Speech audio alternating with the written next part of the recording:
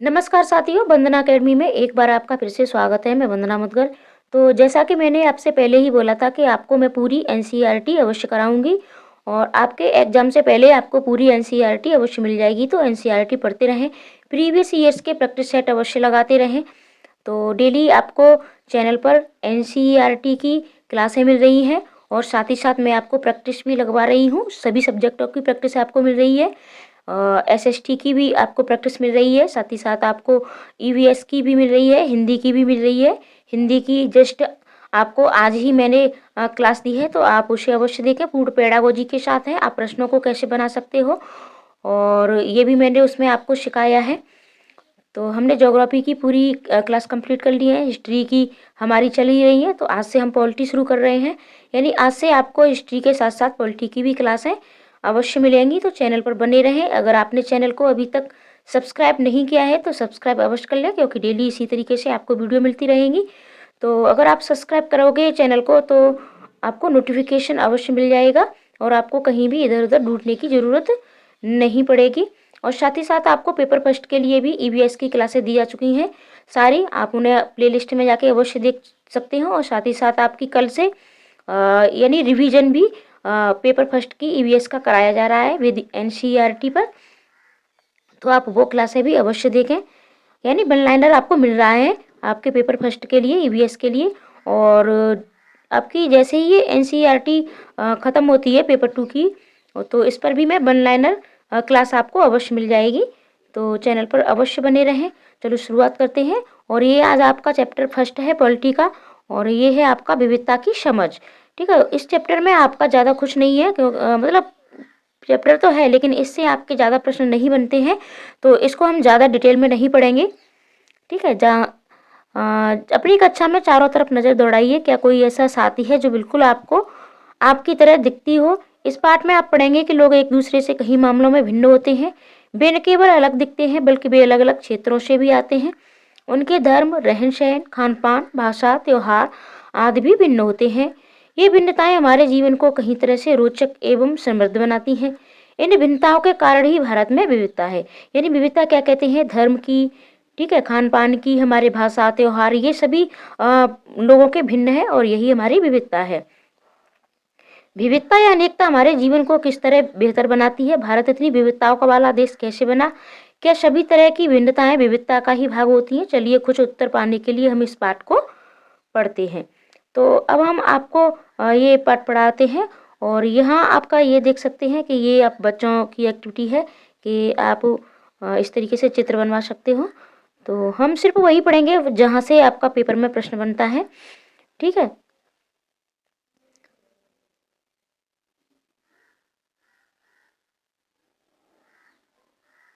ये देखो यहाँ से आप पढ़ सकते हो। दोस्ती करना, क्या ऐसे इंसान से दोस्ती करना आपके लिए आसान होगा जो आपसे बहुत भिन्न है। और नीचे दी गई कहानी पढ़ें, उस बारे में सोचें। मैंने इसे एक मजाक की तरह लिया, मजाक जो कि फटे पुराने कपड़े पहने उस छोटे से लड़के के लिए था जो जनपद के भीड़ भाड़ वाले चौराहे की लाल बत्ती पर अखबार बेचता था। मैं जब भी वहां से साइकिल से गुजरता, वह अंग्रेजी का अखबार हाथ में लहराते हुए मेरे पीछे भागता। उस दिन की सुर्खियों को हिंदी अंग्रेजी के मिले जुले शब्दों में चिल्लाकर सुनाता रहता। इस बार मैं पटरी के सहारे रुका और मैंने उससे हिंदी का अखबार मांगा। उसका मुंह खुला रह गया। उसने पूछा, मतलब आपको हिंदी आती है। यानी ये एक बच्चे की कहानी है जो फुटपाथ पर अखबार बेचता है और ये राइटर हैं। ठीक है, तो इन्होंने इससे अखबार मांगा। बिल्कुल, मैंने अखबार के पैसे देते हुए कहा। क्यों, तुमने क्या सोचा हुआ है? रुका, पर आप लगते तो बड़े अंग्रेज हैं। वह बोला, मतलब कि आप हिंदी भी पढ़ सकते हैं। हाँ बिल्कुल पढ़ सकता हूँ। इस बार मैं थोड़ा अधीर होते हुए बोला, मैं हिंदी बोल सकता हूँ, पढ़ सकता हूँ, लिख भी सकता हूँ। मैंने स्कूल में दूसरे सब्जेक्ट के साथ हिंदी पढ़ी है। सब्जेक्ट, उसने पूछा। अब जो कभी स्कूल नहीं गया उसको मैं क्या समझाता कि सब्जेक्ट क्या होता है। वह कुछ होता है। मैंने शुरू ही किया था कि बत्ती हरी हो गई और मेरे पीछे गाड़ियों के हॉर्न का शोर 100 गुना बढ़ गया। मैंने भी अपने आप को ट्रैफिक के साथ आगे बढ़ने दिया। अगले दिन वह फिर से वहां पर था। वह मुस्कुरा रहा था और मेरी तरफ हिंदी का अखबार बढ़ाते हुए उसने कहा, भैया आपका अखबार, अब आप ये बताइए कि ये सब्जेक्ट क्या चीज़ है। अंग्रेजी का ये शब्द उसकी जबान पर अजीब लग रहा था। ऐसा लगा मानो अंग्रेजी में सब्जेक्ट शब्द का जो दूसरा अर्थ है प्रजा, उस अर्थ में वह उसका प्रयोग कर रहा है। ओह! कुछ पढ़ाई-लिखाई से संबंधित है, मैंने कहा। उसके बाद चूँकि बत्ती लाल हो गई थी, सो मैंने पूछा, तुम कभी स्कूल गए हो? कभी नहीं, उसने जवाब दिया। फिर बात को बढ़ाते हुए उसने गर्व से कहा, जब मैं इतना ऊँचा था तभी से मैंने काम करना शुरू कर दिया था। उसने मेरी साइकिल की गद्दी के बराबर अपने आप को नापा, यानी उसने गद्दी के बराबर हाथ करते हुए नापते हुए कहा कि मैं इतना सा था, तब से ही उसने काम करना शुरू कर दिया था। पहले मेरी माँ मेरे साथ आती थी, लेकिन अब मैं अकेले ही कर लेता हूँ। अब तुम्हारी माँ कहाँ है? मैंने पूछा, पर तब तक बत्ती हरी हो गई थी। मैं चल पड़ा। मैंने उसे अपने पीछे कहीं से चिल्लाते हुए सुना, वह मेरठ में है। उसके साथ बाकी ट्रैफिक के शोरगुल में डूब गए। यानी लेखक ने पूरी बात नहीं सुन पाई। मेरा नाम समीर है, उसने अगले दिन कहा और बड़े शर्माते हुए मेरा नाम पूछा, यानी लेखक का नाम उसने पूछा। आपका नाम? ये तो बड़े आश्चर्य की बात थी। मेरी साइकिल डगमगाई। मेरा नाम भी समीर है, मैंने बताया। क्या उसकी आंखें एकदम से चमक उठी? हाँ, मैंने मुस्कुराते हुए कहा, तुम्हें पता है समीर का अर्थ है हवा, पवन, और पवन पुत्र कौन है जानते हो ना? हनुमान। तो अब से आप समीर एक और मैं समीर दो। वह खूब खुश होते हुए कहा उसने खूब खुश होते हुए कहा, हाँ ठीक है, मैंने जवाब दिया और अपना हाथ आगे बढ़ाया। हाथ मिलाओ समीर दो। उसका छोटा सा हाथ मेरे हाथ में एक नन्ही चिड़िया की तरह समा गया। मैं साइकिल चलाकर आगे बढ़ चुका था, पर उसके हाथ की गर्माहट अब तक महसूस कर रहा था। अगले दिन उसके चेहरे पर उसकी चिर परिचित मुस्कान नहीं थी। मेरठ में गड़बड़ हो गई है, उसने कहा। वहाँ दंगों में बहुत लोग मारे गए हैं। मैंने मुख्य अखबार की सुर्खियों की तरफ देखा। बड़े बड़े अक्षरों में लिखा था, सांप्रदायिक दंगे। लेकिन समीर, मैंने शुरू किया ही था। मैं मुस्लिम समीर हूँ, वह बोल पड़ा, और मेरे सभी लोग मेरठ में हैं। उसकी आंखें भर आईं जब मैंने उसके कंधे पर हाथ रखा। उसने नजर ऊपर नहीं उठाई। अगले दिन वह चौराहे पर नहीं था, न उसके अगले दिन वह दिखा, और न आगे फिर कभी, यानी वो फिर कभी नहीं दिखा। अंग्रेजी या हिंदी का कोई अखबार मुझे नहीं बता सकता कि मेरा समीर दो आखिर कहाँ गया। ये पोइली सेनगुप्ता की कहानी है, द लाइट्स चैनल पर आधारित है। जहाँ समीर एक को अंग्रेजी ज़्यादा अच्छी आती है, वहीं समीर दो हिंदी बोलता है। हालांकि दोनों भाषाएं अलग हैं, फिर भी दोनों एक दूसरे से बात कर पाए। उन्होंने इसके लिए प्रयास किया क्योंकि उनके लिए बात करना महत्वपूर्ण था। समीर एक और समीर दो की धार्मिक और सांस्कृतिक पृष्ठभूमि अलग है। जहाँ समीर एक एक हिंदू है, वहीं समीर दो मुसलमान है। यानी अखबार बेचने वाला समीर क्या है? मुसलमान है। दोनों में दोस्ती हुई क्योंकि दोनों दोस्ती करना चाहते थे। खान पान, पहनावा, धर्म, भाषा आदि की ये भिन्नताएं विविधता के पहलू है। यानी ये हमारा खान पान है, हमारा पहनावा है, हमारी भाषा है, ये सब क्या है? ये विविधता के पहलू हैं। अपनी विविध धार्मिक और सांस्कृतिक पृष्ठभूमियों के अलावा समीर एक और समीर दो कई अन्य मामलों में भी एक दूसरे से अलग थे। ठीक है। उदाहरण के लिए समीर एक ने स्कूल में पढ़ाई की थी, जबकि समीर दो अखबार बेचता था। समीर दो को स्कूल जाने का मौका ही नहीं मिला। ठीक है। आपने संभवतः अपने इलाके में ऐसे कई लोगों को देखा होगा जो गरीब हैं, जिनकी भोजन, घर और कपड़े की जरूरतें भी पूरी नहीं हो पाती। ये फर्क उस फर्क से अलग है जिसके बारे में हमने पढ़ा है। ये विविधता का रूप नहीं है। यानी कोई बच्चा गरीब है और वो पढ़ नहीं पाता है, ठीक है, तो यानी हमारी गरीबी को विविधता में नहीं लिया गया है, बल्कि गैर बराबरी का रूप है। गैर बराबरी का मतलब है कुछ लोगों के पास न अवसर है और न जमीन और पैसे जैसे संसाधन जो दूसरों के पास हैं। इसीलिए गरीबी और अमीरी विविधता का रूप नहीं है, ये लोगों के बीच मौजूद असमानता यानी गैर बराबरी है। यानी गरीबी और अमीरी ये क्या है? ये गैर बराबरी है, असमानता है। जाति व्यवस्था असमानता का एक और उदाहरण है। इस व्यवस्था में समाज को अलग अलग समूह में बांटा गया है। इस बंटवारे का आधार था कि लोग किस किस तरह का काम करते हैं। लोग जिस जाति में पैदा होते थे उससे बदल नहीं सकते थे। उदाहरण के लिए, अगर आप कुमार के घर में पैदा हो गई तो आपकी जाति कुमार होती और आप वही बन सकती थी। कोई व्यक्ति जाति से जुड़ा अपना पेशा नहीं बदल सकता था, इसलिए उस ज्ञान के अलावा किसी अन्य ज्ञान को हासिल करना जरूरी नहीं समझा जाता था। इससे गैर बराबरी पैदा हुई। आप इस बारे में अगले पाठों में पढ़ेंगे, यानी इस सब के बारे में हम अगले पाठों में पढ़ेंगे। विविधता हमारे जीवन को समृद्ध कैसे करती है या बनाती है, तो यहाँ से आपके प्रश्न बन सकते हैं। वैसे समीर एक और समीर दो दोस्त बने, ठीक वैसे ही आपकी भी सहेलियाँ होंगी जो आपसे बहुत अलग होंगी। आपने शायद उनके घर अलग तरह का खाना खाया होगा, उनके साथ अलग त्योहार मनाए होंगे, उनके कपड़े पहनकर देखे होंगे, थोड़ी बहुत उनकी भाषा भी सीखी होगी। ठीक है। सूची बनाइए अपने भारत के अलग अलग प्रांतों के कौन कौन से व्यंजन हैं, और यानी कौन कौन से व्यंजन आपने खाए हैं। अपनी मातृभाषा के अलावा उन भाषाओं की सूची बनाइए जिनके आप कुछ शब्द जानते हैं। इस तरीके की एक्टिविटी आप बच्चों से करवा सकते हो। आपको शायद तरह-तरह के जानवरों, रानियों, साहसिक घटनाओं या भूतों की कहानियाँ पसंद होगी। संभव है कि आपको खुद कहानी बनाना भी पसंद होगा। एक अच्छी कहानी पढ़ने से हमेशा खुशी मिलती है। उसको पढ़कर और ज़्यादा कहानियाँ बनाने के लिए नए-नए विचार मिलते हैं। जो लोग कहानियाँ लिखते हैं वे विभिन्न स्रोतों, किताबों, वास्तविक जीवन और कल्पना से प्रेरणा लेते हैं। यानी वो वास्तविक जीवन से भी मतलब प्रेरणा लेते हैं, ठीक है? और स्रोत ढूँढते हैं, वो किताबें बहुत सारी पुरानी पढ़ते हैं और वहाँ से वो कहानियाँ लिखते हैं। कुछ लोग जंगलों में जानवरों के नज़दीक रहे और उन्होंने जानवरों की दोस्ती और लड़ाइयों के बारे में कहानियाँ लिखी। कुछ अन्य लोगों ने राजा-रानियों के वृत्तांत पढ़कर प्यार और सम्मान के किस्से लिखे। कुछ ने अपने बचपन की यादों में गोते लगाए। स्कूल और दोस्तों की मधुर यादों से निकलकर कुछ साहस की कहानियाँ लिखी। यानी कुछ लोगों ने साहस की कहानियाँ भी लिखी। कल्पना कीजिए जिनकी कहानियाँ आपने सुनी या पढ़ी हैं, उन सभी कहानीकारों या कहानी सुनाने वालों को ऐसी जगह पर रहना पड़े जहाँ लोग केवल 2 ही रंग के कपड़े पहनते हों, लाल एवं सफ़ेद। यानी ये जितने भी हमारे कहानीकार हैं, आप सोच के देखिए कि अगर वो किसी ऐसी जगह पर रहें जहाँ विविधता नहीं हो, एक तरह का खाना खाते हों, समान रूप से केवल 2 पशु-पक्षियों को पालते हों, ठीक है? उदाहरण के लिए हिरन को और केवल साँप-सीढ़ी खेल यानी एक ही खेल का प्रयोग करते हों, तो ऐसी जगह रहकर वे कैसी कहानियाँ लिख पाएँगे? यानी इस तरीके से यानी विविधता के लिए यानी कहानियाँ लिखने के लिए, कविताएँ लिखने के लिए विविधता भी बहुत ज़रूरी होती है। अब बात करते हैं भारत की विविधता की। भारत विविधताओं का देश है। हम विभिन्न भाषाएं बोलते हैं, विभिन्न प्रकार का खाना खाते हैं, अलग-अलग त्योहार मनाते हैं और भिन्न-भिन्न धर्मों का पालन करते हैं। लेकिन गहराई से सोचें तो वास्तव में हम एक ही तरह की चीजें करते हैं, केवल हमारे करने के तरीके अलग हैं। हम विविधता को कैसे समझें? करीब 200 वर्ष पहले जब रेल, हवाई जहाज, बस और कार हमारे जीवन का हिस्सा नहीं थे, तब भी लोग संसार के एक भाग से दूसरे भाग की यात्रा करते थे। वे पानी के जहाज में घोड़ों या ऊँट पर बैठकर जाते या फिर पैदल चलकर, ठीक है? यात्राएं इस तरीके से की जाती थी, ऊँटों पर और घोड़ों पर या फिर पैदल पानी के जहाज़ों में। अक्सर वे ये यात्राएं खेती और बसने के लिए नई ज़मीन की तलाश में या फिर व्यापार के लिए की जाती थी। चूँकि यात्रा बहुत समय लगता था यात्रा में, इसलिए लोग नई जगह पर अक्सर काफ़ी लंबे समय तक ठहर जाते थे।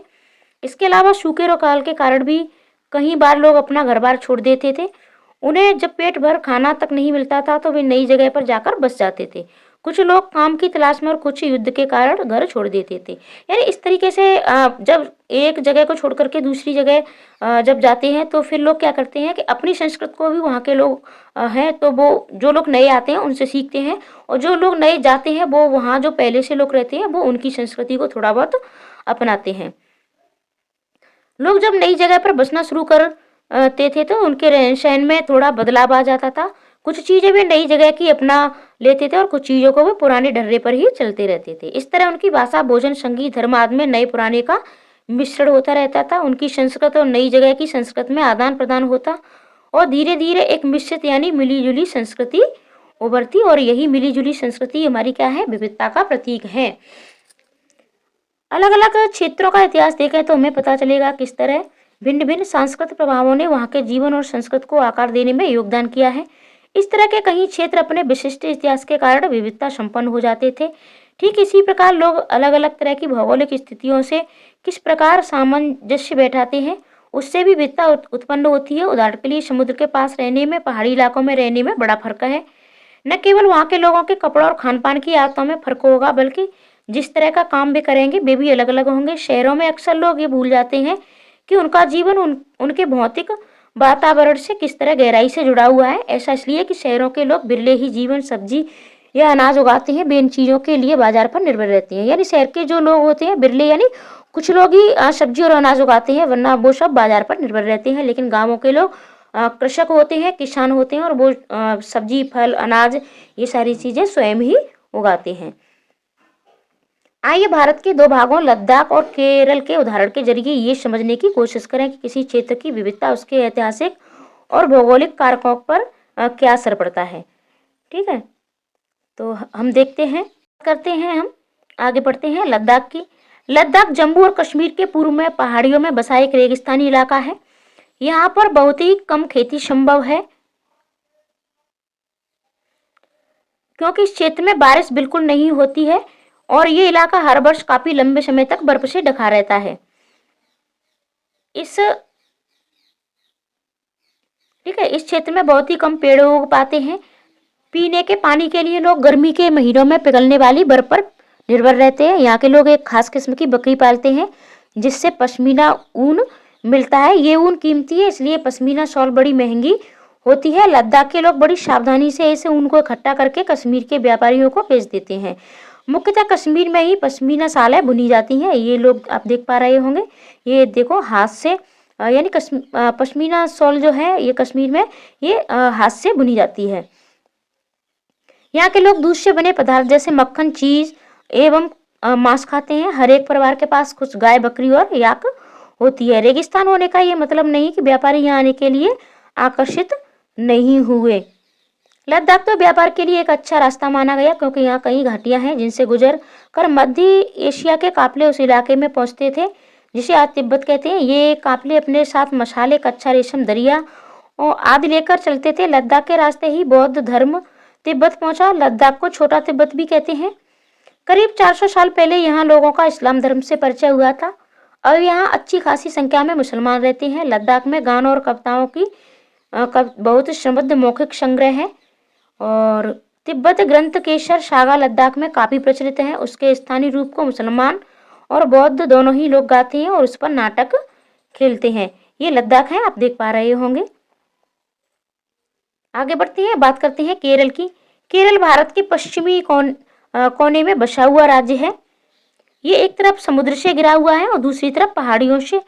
इन पहाड़ियों पर विविध प्रकार के मसाले जैसे काली मिर्च, लौंग, इलायची आदि उगाए जाते हैं। इन मसालों के कारण ये क्षेत्र व्यापारियों के लिए बहुत आकर्षक बना।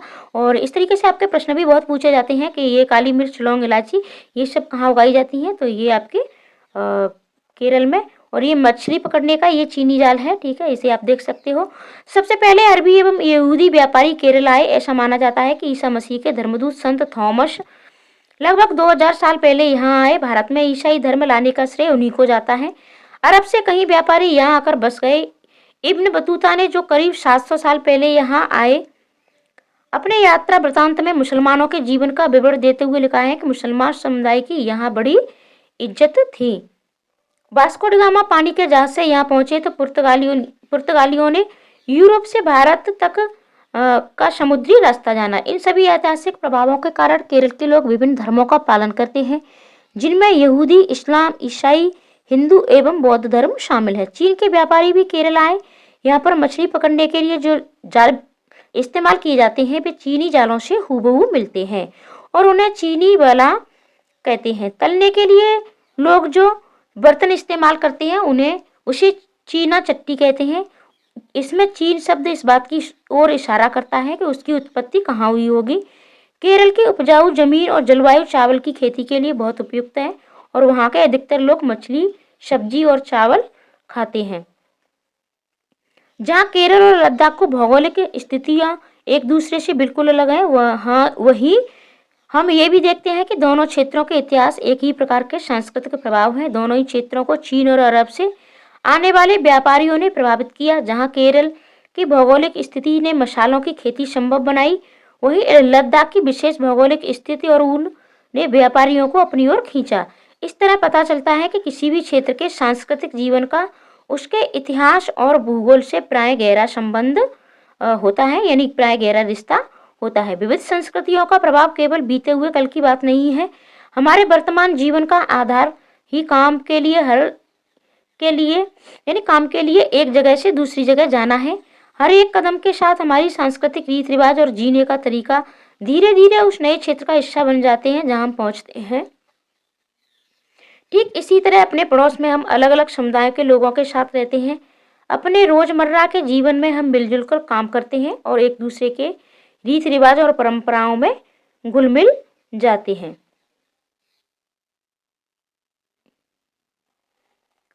भारत की विविधता या अनेकता को उसकी ताकत का स्रोत माना गया है। जब अंग्रेजों का भारत पर राज था तो विभिन्न धर्म, भाषा और क्षेत्र की महिला और पुरुषों ने अंग्रेजों के खिलाफ मिलकर लड़ाई लड़ी थी। भारत के स्वतंत्रता संग्राम में अलग अलग परिवेशों के लोग शामिल थे। उन्होंने एकजुट होकर आंदोलन किए, इकट्ठे जेल गए और अंग्रेजों का अलग अलग तरीकों से विरोध किया।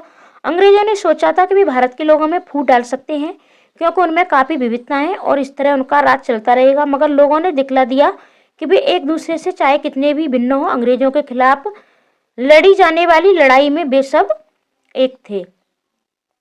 ये एक दिन खून के हमारे प्यारे न भूल जाना, ये आपका गाना है और ये हिंदू मुसलमान ये लोग वहाँ के सब लोगों ने बहुत मिलके गाया था। आप ये देख पा रहे होंगे स्वतंत्रता दिवस के अवसर पर भाषण देते हुए ये नेहरू जी हैं आपके।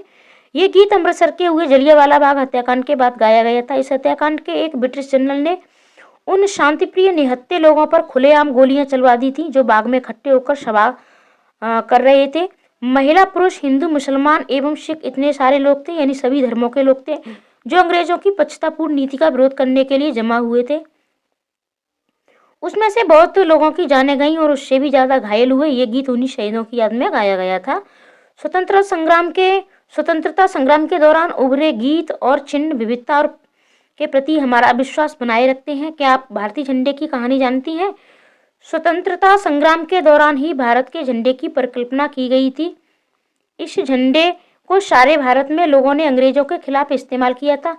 जवाहरलाल नेहरू ने अपनी किताब भारत की खोज में लिखा है कि भारतीय एकता कोई बाहर से थोपी हुई चीज नहीं है, बल्कि बहुत ही गहरी है। इसके अंदर अलग अलग तरह के विश्वास और प्रथाओं को स्वीकार करने की भावना है। इसमें विविधता को पहचाना और प्रोत्साहित किया जाता है। ये नेहरू ही थे जिन्होंने भारत की विविधता का वर्णन करते हुए अनेकता में एकता का विचार हमें दिया। रविंद्रनाथ टैगोर द्वारा रचित हमारा राष्ट्रगान भी भारतीय एकता का ही एक अभिव्यक्ति है। राष्ट्रगान किस तरह से एकता का वर्णन करता है, इसे अपने शब्दों में लिखिए। ये आप बच्चों से एक्टिविटी करवा सकते हो। और वैसे तो ये सबको पता होता है कि राष्ट्रगान किसने लिखा है, रविंद्रनाथ टैगोर ने, लेकिन कभी आप भूल जाओ या कन्फ्यूजन हो जाए तो देखो ये रविंद्रनाथ टैगोर में भी आपका रा आता है और राष्ट्रगान में भी आपका रा आता है। ये आपकी एक ट्रिक है, इस तरीके से आप इसे याद कर सकते हो। और ये आपके अभ्यास प्रश्न है। अपने इलाके में मनाए जाने वाले विभिन्न त्योहारों की सूची बनाइए। इस तरीके से आप बच्चों से एक्टिविटी करवा सकते हो। और कल हम पढ़ेंगे विविधता एवं भेदभाव यानी अध्याय नंबर 2 और यहाँ से आपके इस अध्याय से प्रश्न बनते भी हैं आपके। तो 60 नंबर की तैयारी के लिए आप NCERT अवश्य पढ़ते रहें और साथ ही साथ, ठीक है, और साथ ही साथ आपको क्या करना है, साथ ही साथ आपको करना है कि प्रैक्टिस सेट अवश्य लगाने हैं। तो प्रैक्टिस सेट लगाते रहिएगा और आप NCERT अवश्य पढ़ते रहिएगा। वीडियो को लाइक भी अवश्य कर दें और लाइक के साथ साथ शेयर भी कर दें। तो मिलते हैं अगली वीडियो में अगले टॉपिक के साथ। पूरी वीडियो देखने के लिए धन्यवाद।